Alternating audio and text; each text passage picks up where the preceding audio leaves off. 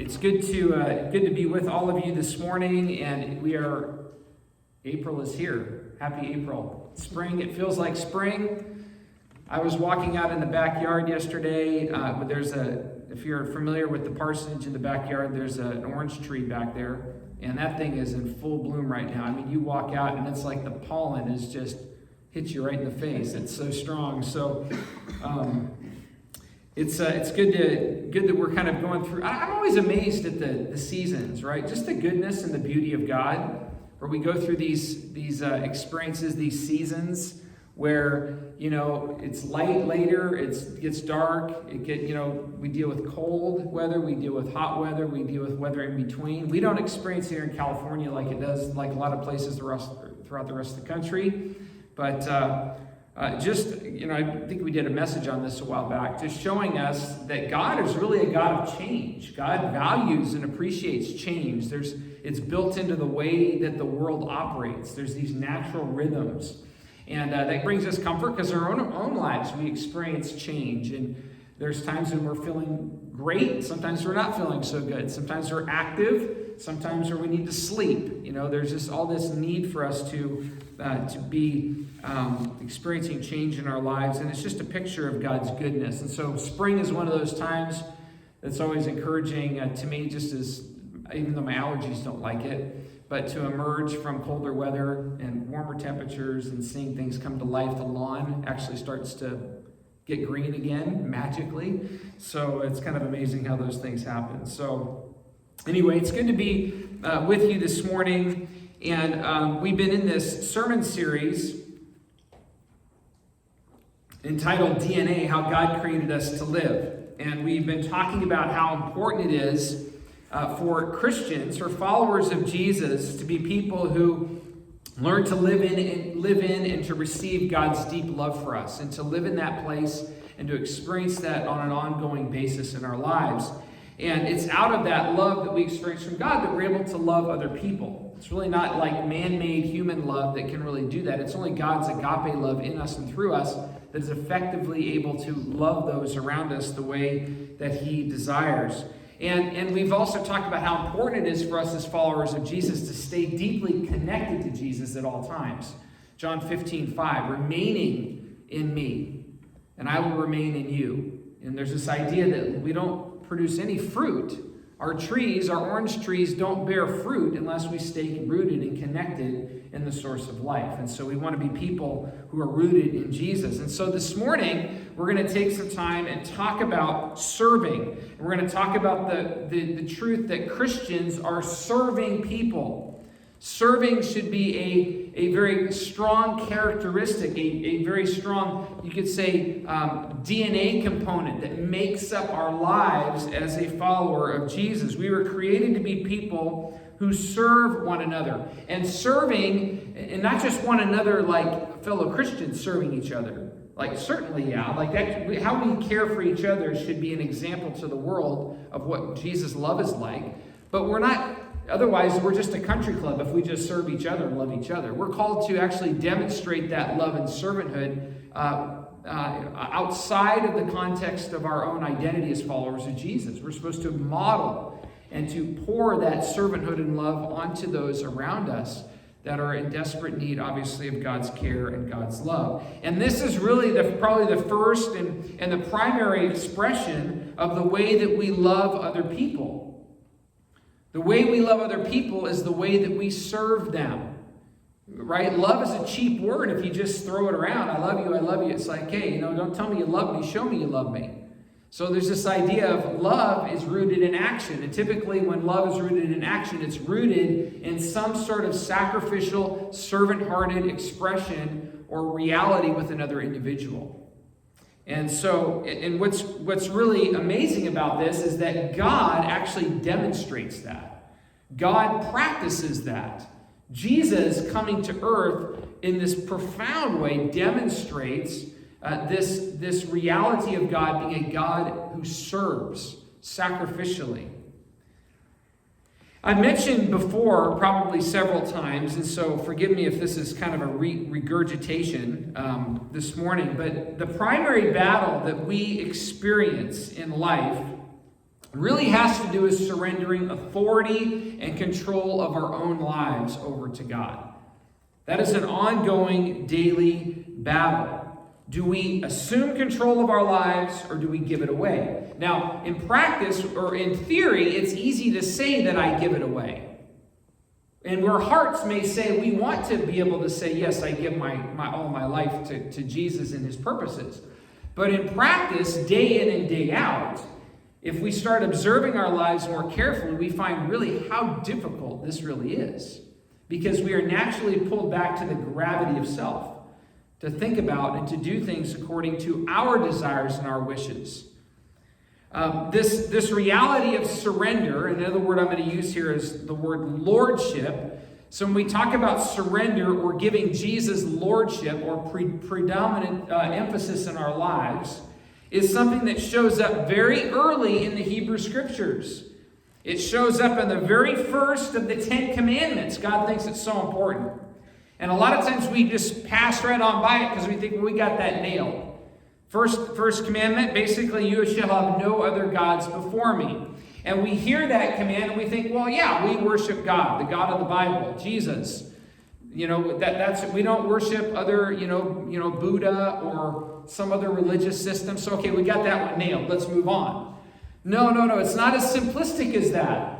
It was very intentional that God gave this command to his people because certainly in the context that they lived, there were multiple gods that people would serve and worship. They'd worship the sun god, the god of rain, the god of love. There'd be all these other gods that weren't really the God of the Hebrew Scriptures.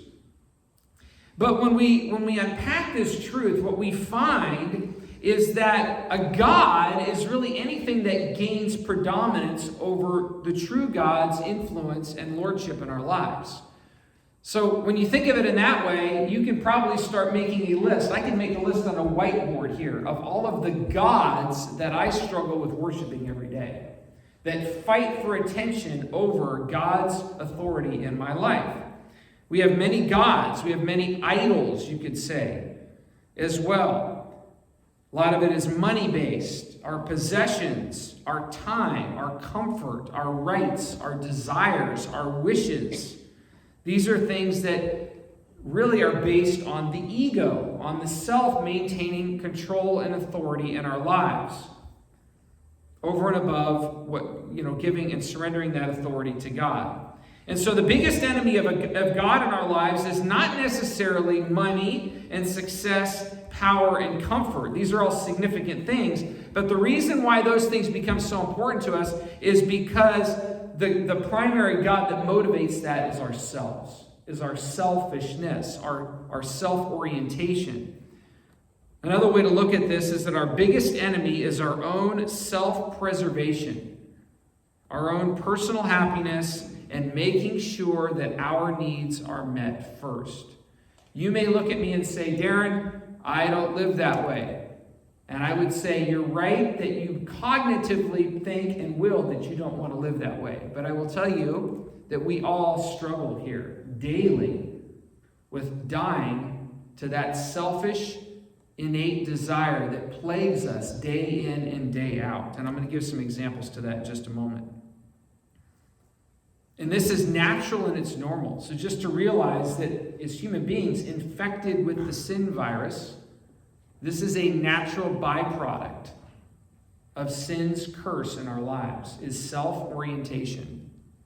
Okay? And it shows up all the time. And it's one of the main areas that Jesus wants to continue to purify and to transform in our lives, day in and day out. It's like cancer cells that keep coming back without treatment. If we don't treat that self-ego-oriented way of living, it will continue to come back. It will continue to, even with somebody who is attempting to walk and live in the Spirit, there's that weird balance that exists as a new creation. We are this, and yet we're still not yet there. There's these ways in which the flesh continues to want to wreak havoc in our lives. And so we want to be people that trust God's ongoing gracious work in our lives. To work in us in and through these ways. So as I mentioned, I shared just a couple of quick examples with you. that might bring this to light, that we struggle with this self-orientation, the God of ourselves being predominant, the predominant way that encroaches on our worship of God and our lordship to Jesus in our lives. Think about things like when we wait in line. We wait in line because we see it as a fair thing to do. But what happens when you notice somebody cut in line in front of you? Like, what is your reaction? So now there could be various things going on. You may have like somebody cutting in line and you have like a really sick person with you and you're waiting patiently because they really need care, and it's like, oh, please, you just jumped in line. Or maybe you have a child that really needs to be attention, so you're really concerned about that other person, and so you're concerned about justice there. Like, I don't want that person to be taken advantage of. And that certainly can be true in some contexts, but most often, if we're honest, we're upset when somebody cuts in line because they took our spot. They basically have asserted themselves as more valuable and important than ourselves, which is an indication to us of that self-preservation instinct. Do we think about Jesus? If Jesus were waiting in line, do you think Jesus would have a lot of problems with people cutting in line in front of him? Probably not. Probably not, because he would be living in this place of freedom with his Father, and he'd be concerned about what's going on in the lives of people that are trying to get ahead, right? So a lot of times when we do think, that's a little simple test for us. And I see it happen to me all the time. Think about when you're driving on the freeway, right? We've talked about this before, like people cut in front of you and you're like, oh, come on, that was my space, that was my lane. You're so, whatever, how dare you do that? I would have never done that. So we think this in these self-preservation ways to maintain our own sense of self, when a little shift in our thinking could be, you know what, my goal and my desire when I drive is actually to be in a posture that prepares for people to cut in front of me and to actually create enough space to allow others to take space in front. You see the shift there? It's a simple way to say, this is a way that I'm learning to die to myself. To say that my needs are not as important. To get to Home Depot before this period of time or to get to Costco as fast as possible is not the goal. The goal is to drive with Jesus down there. The goal is to pray for those around me that are on the freeway with me. The goal is to serve them in any way that I can. And that may mean to drive slower, to let people get by me, to give them my spot. You see what I'm saying? These are ways in which we fight against certain things, which is an indicator to us that the self desperately wants to remain in charge and in control of our situation and our experience in life. We see this all over. That we see it. We've talked about it before. It's personal, it's not personal. It's just business. We've heard that tagline before. People justifying what they do in business to make because money is the god, success is the god. So we're getting to the top of the ladder is the God in my life. So everything else is subject to that. Or even people that have different views than we do. A lot of times we feel threatened by other people. Well, somebody thinks differently politically or religiously about certain things, and we have these kind of like things that rise up in us that we're like, we want to fight that. And there's just this sense of like, okay, why? Why is that such a value to try to be right? There could be some just reasons in there somewhere, but a lot of times, and I'm speaking from personal experience, a lot of times it's because Darren wants to be right. I don't want to be told that I'm wrong. And I don't want other people to infringe on my thoughts and ideals and values. And so it's really a fear tactic. It's really fear in my life that I'm losing the ego, the self is losing control. So I bring those things up as a way to point out that we struggle inherently to be people who really sacrificially serve because we're so often consumed with ourselves. You see, the point of our lives is not to pursue and achieve our own self-preservation and happiness. That only leads to anger, hostility, and ruin when things don't go the way we want them to. The point of our lives is to love like God loves, and to serve and to care for other people sacrificially. Look at that statement on the screen. The point of our lives is to love like God loves, and to serve and care for others sacrificially. Let that sink in for a few moments. If we really lived that way, how much of our lives would look different? If we really lived according to that kind of purpose. I want to love the way God loves, and I want to live a life of sacrificial servanthood to those I come in contact with on a consistent basis. Because, friends, I'll tell you a great truth here. This actually leads to freedom. It brings people to life that are the recipients of your servanthood because they experience love and sacrifice, and they feel a sense of value because of how you've treated them. But it also brings freedom to the server, the lover, because we're modeling the life of Jesus. And this brings freedom to our lives. It frees us from being controlled by anger and allows us to be free to love and to live. Okay? So with that that's kind of a long intro piece. It's a big part of the sermon this morning, so don't think, oh my goodness, now he's got another 40 minutes to go. Okay, that's not the case. So with those, that's an important foundation for us to understand. That's what fights against us, being these kinds of sacrificial, servant-hearted people. Remember the self, the ego, the desire to maintain control for ourselves as people. When we talk about Christians being serving people, we look at Jesus, because Jesus gives us a great example of what it looks like to be someone who serves sacrificially. If there was anyone who could have occupied the most powerful position in the world, it would have been Jesus. Right? This is God in the flesh that was with God at creation, who spoke creation into existence. The triune God in present form.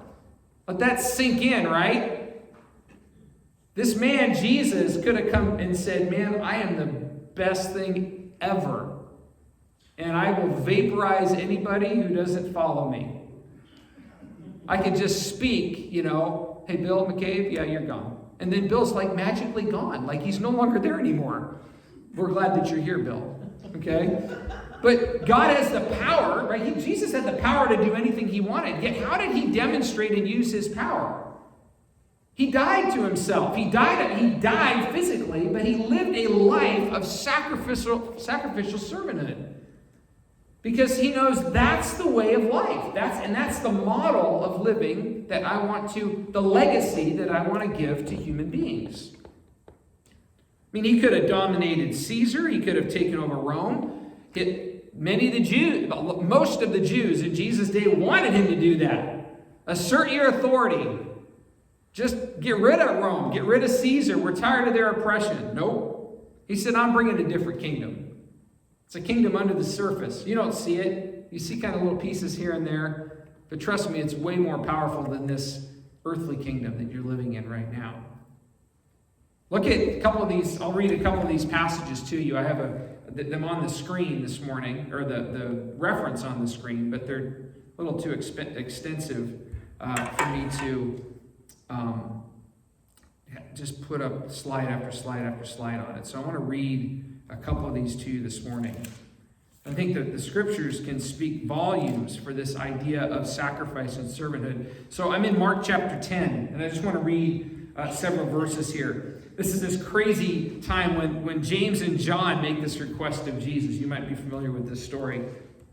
So then James and John, the sons of Zebedee, came to him and said, Teacher, we want you to do whatever you ask. Could you imagine saying that to Jesus? Hey, Jesus, come serve me. Do what I ask you to do. Here's what I want you to do for me. Jesus obliges in some ways. He says, well, what do you want me to do for you? Let one of us sit at your right and your other at your left in your glory.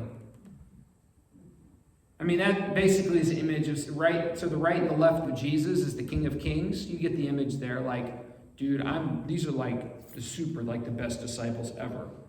Like we're worthy of honor and glory like Jesus. That's what they're basically asking. Jesus said, you don't know what you're asking.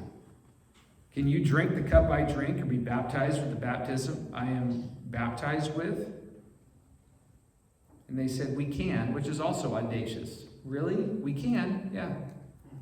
Jesus said to them, well, you will drink the cup I drink and be baptized with the baptism I'm baptized with. Little do you know what that's going to mean for you.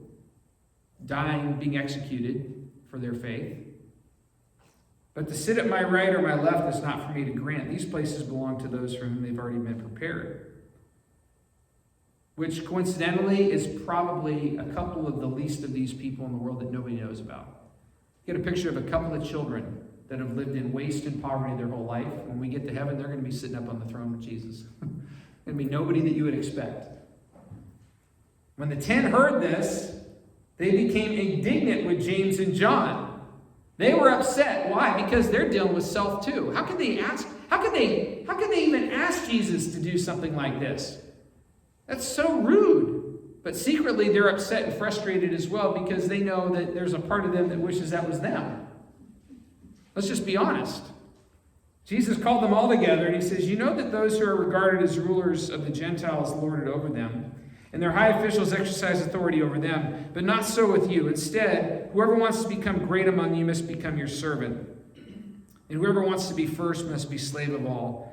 Verse 45, for even the Son of Man did not come to be served, but to serve, and to give his life as a ransom for many. Jesus says that the way up is the way down. And let's be clear that what he's not saying is, hey, if you want to be really cool in life and really powerful and to gain lots of positive notoriety in life, just be a reckless servant of the world. We can serve for the wrong reasons, right? We can serve to get the applause. We can serve to be seen as a great, humanitarian. And to get that, well, I'm going to serve because my goal is to get the Nobel Peace Prize. We can serve for all the wrong reasons.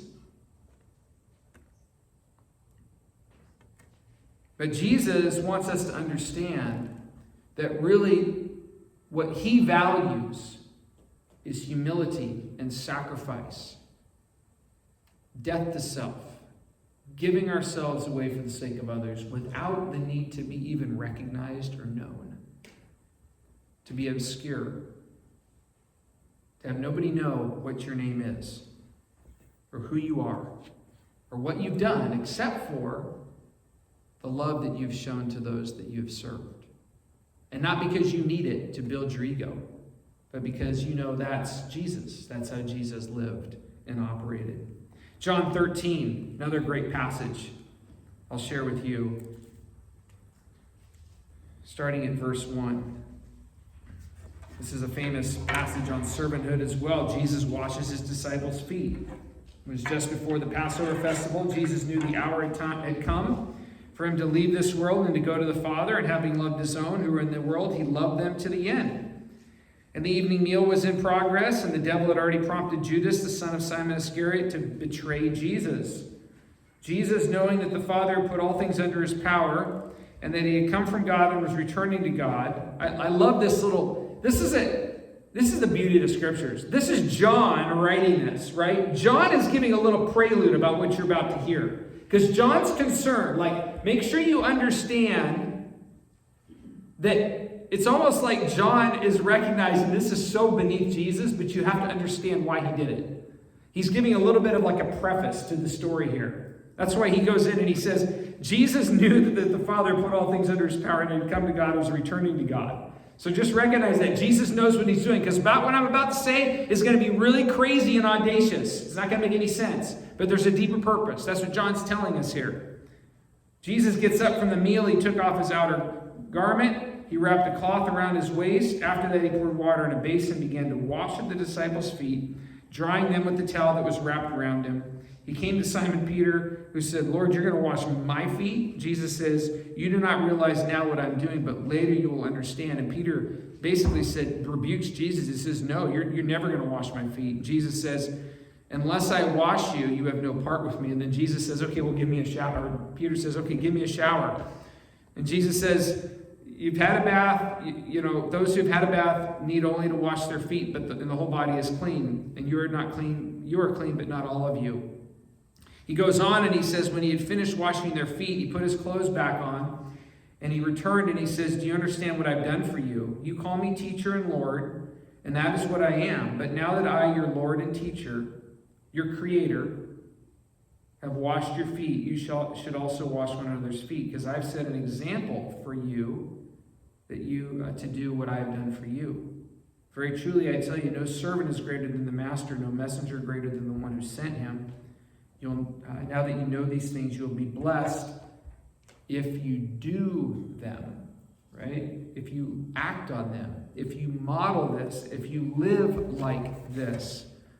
I mean, realize the significance of that. Tremendous significance. Jesus did something that only a house slave would do. It was the lowest of the low activity in Jesus' day today.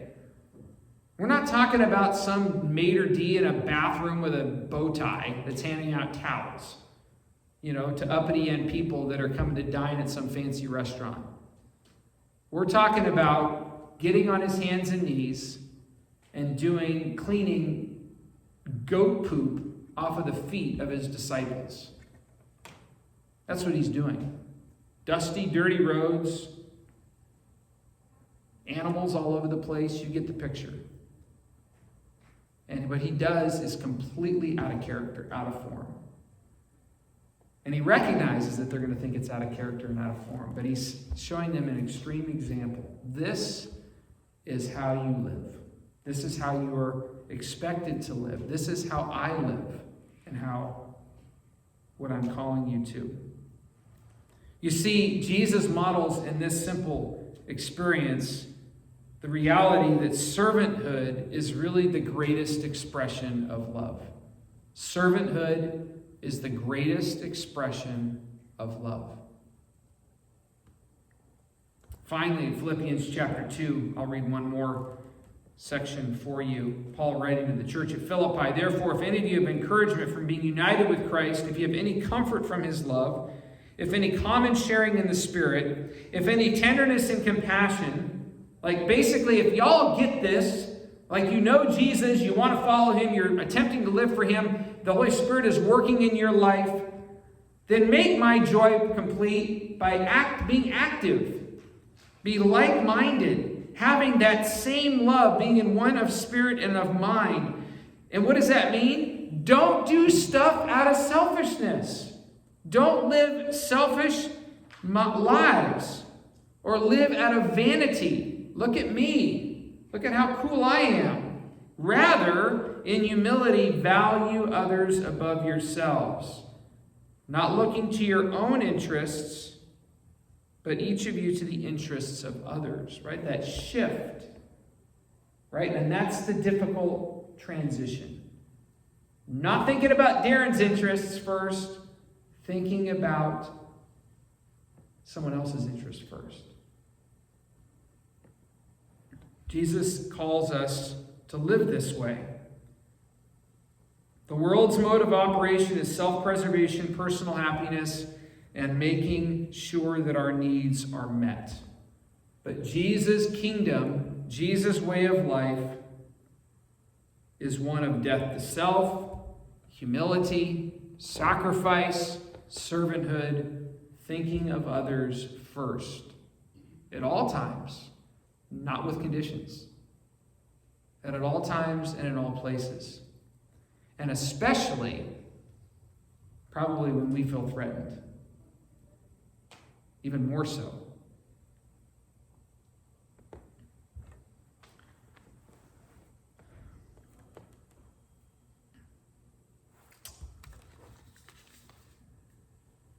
This is one of the things that Ed, you heard Ed mention, and we're going to try to show a video next Sunday about some of the work that our denomination, Church of the Nazarene, is doing in Ukraine. We're going to show a video of that hopefully next Sunday for you to take a look at. But, as you all know, I grew up in the Church of the Nazarene, and then I've spent really my whole ministry career in non-denominational contexts. And I'm back here now in the Church of the Nazarene after 25 years in other contexts that have been different. And so as I come back in to the Church of the Nazarene, and I've been, going through different things with the process of, being licensed and all of those, being more acquainted with some of the values of our denomination. One of the things I just want to mention that really stands out as a very powerful value within our particular denomination is how our denomination is built upon the principle of serving really the least of these. The name Church of the Nazarene may sound odd to many of us, or you may not know where that's coming from, but it's basically it's basically saying this is the Church of Jesus, a Church of Jesus. Jesus was known as the Nazarene.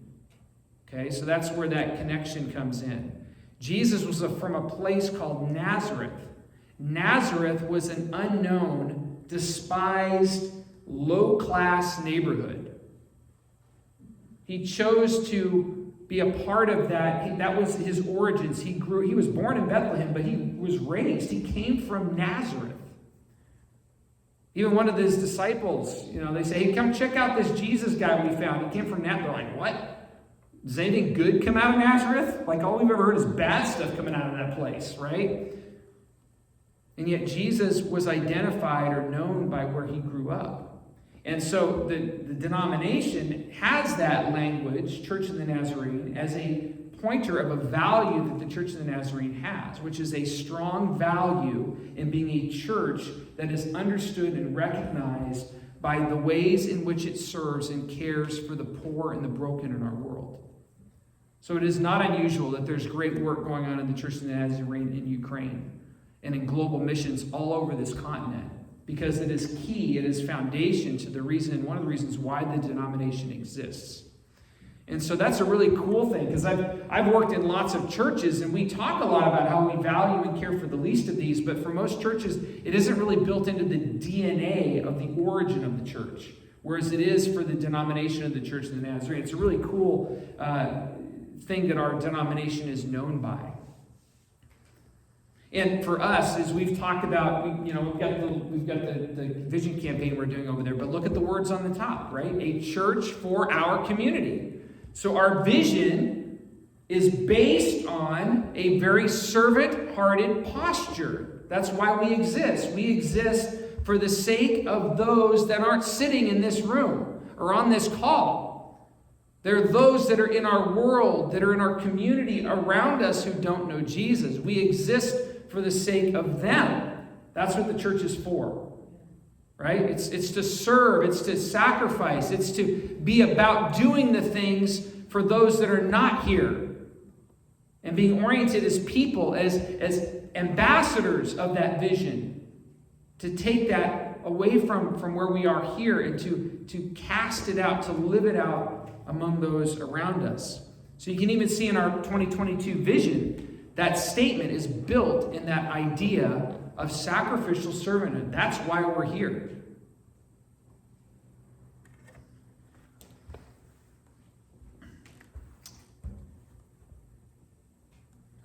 I had some other little application points here, but I think there's lots of ways in which we can apply servanthood. You can think in your own heart, in your own life, some specific ways that you might serve daily. And not as a way to gain God's favor, right? We don't gain God's favor. Like, God isn't more like, hey, I'm going to give you more heaven points if you serve, do this or do that, right? God doesn't operate on that merit-based system. That's a part of how a lot of our world operates. But there are ways in which we can look at our lives and say, what are small ways in which I can reorient the way that I live that can be more servant-oriented? And I even mentioned that about driving, right? It's a simple thing. Or even when you're in line at the grocery store. Maybe, I know it's kind of weird sometimes because you have people behind you and how are they going to feel? But it's almost like sometimes you just as a practice, right? Let somebody else go in front. I want to bless that person. You go. Yeah, I got 9 million things on my card here, but you go. Right? Because I I care about you, and I want to model. Like, there's just certain, it's not so much the activity as it is the way in which the activity can be a reminder of a living posture for us, right? That's why it's important. So when you drive in this, some of you probably drive in the slow lane anyway, right? But drive in the slow lane and keep space and allow for people to come in front of you and pray for people that come in front, as opposed to trying to get from point A to point B as fast as possible. One of the beauties of the Waze app, I use it all the time, is that it gets me from point A to point B in the quickest way possible, but it's also a horrible thing too, because it makes the journey about getting from point A to point B, and God wants to meet us on the journey, not necessarily at the destination, right? And so, anyway, just a couple of thoughts there. I want to close as we wrap up this morning. I want you to think about all the ways that this idea of serving others is what leads to true life and purpose in this world. We've talked about being sacrificial, servant-hearted people, that it's built into, it's how God created us to live as humans. But we don't live in that very often. But we're created for that as people. And as an example of that, I want you just to think with me for a moment how certain things in our world are examples to us that serving is a DNA part of what life is all about. Okay, so consider, I was thinking about this week, consider about the sun gives away part of itself to let us live. Okay? Water in a dam or a lake must be released for its own good and for everybody downriver. Otherwise, it just grows stagnant and serves no purpose. Right? Releasing, serving, giving away is necessary. Or a tree must give away its fruit in order to prepare for the next round. Otherwise, the fruit just stays on, drops, gets rotten. It has to be given away. So therefore, our lives are meant to be lives that are to give our lives away, to not hoard, to not to live in that place of me first. It's how can I serve? How can I give away? Conversely, things that take more than they give always leads to death. Cancer seeks to destroy good cells by, I think this is right medically, I could be wrong, but the analogy is great, so just let me say it. Cancer seeks to destroy good cells and replace them with bad ones. Like, that's just how cancer destroys. Like, more and more cancer cells take over the healthy ones, and then that leads to death. Right? That's not life-giving, right? Cancer is like ego-oriented. More cells, right? And it leads to death. There's no life there. There's no giving. Fires relentlessly pursue every living thing to devour it and to destroy it. We have to keep, I have a fire on this candle here. I have to keep that thing contained with wax. If I turn that thing over and light the cloth on fire, it's just going to be like, woohoo! The flame's going to be like, yes! It's like, take it all away, right? Consume, right? So fires are, fire is built to destroy, not to give life. I want to challenge you with the illustration as we close this morning. I went to CVS last night and bought some Alka-Seltzer. So I have a couple of Alka-Seltzer tablets here. I know my friend Will Chandler will greatly appreciate this, because Will absolutely loves visual images, the wonderful magician that he is. So I have an Alka-Seltzer tablet. Open it up here, and I want to challenge you. It's going to sound a little funny, but I want to challenge you to be an Alka-Seltzer tablet. Okay? Destroying the tablet in the process. I got two of them here. Plop, plop, fizz, fizz. Oh, what a relief it is. Remember that line? Yep.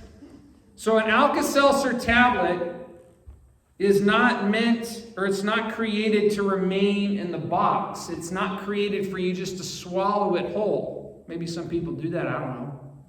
It's not created. It's created, right? Here's a glass of water. It's created to dissolve. You see that on the screen there?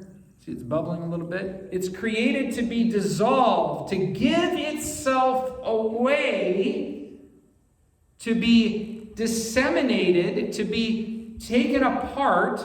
Well, I can feel the water sprinkling all over my hand. To provide what? To provide relief for your acid indigestion. Okay, I know it's a little silly, but this is why an Alka-Seltzer tablet exists. So be an Alka-Seltzer tablet. Recognize that your life, my life, is to be like this. We are called to put ourselves in positions where we give ourselves away so that somebody's acid indigestion from their rich, heavy meal can be fixed for the evening. No, not really that, but you get the point, right? This is how we were created to live. Those tablets, you can no longer see in this glass anymore. All you see are tiny, tiny fragments of the Alka-Seltzer because it's been consumed by the water and now is a medicinal drink that will help you experience some relief. So as followers of Jesus, recognize some of these simple ways in which the natural order of life, even some of the ways that we do things like with medication, model for us bigger principles. And that is that life is found as we give away. As we die to our egos. As we give sacrificially to those around us. So let's be people who don't just give because we think God wants us to and it's like makes me feel good, or we can give for all the wrong, we can serve for the wrong reasons. But let's serve out of a desire to honor Jesus with our lives. And to ask His Holy Spirit to be known and seen through us as we model this servanthood. And you will find, and we will find, that as we do so as a church and as individuals, that not only do we benefit from living in that life, because we experience the satisfaction, you could say, of the Spirit of God using us, and we know that we're experiencing life in the process, but those around us are having their acid indigestion taken care of. They're feeling better. They're experiencing love and sacrifice and joy and care. And their lives are benefited as a result of that as well.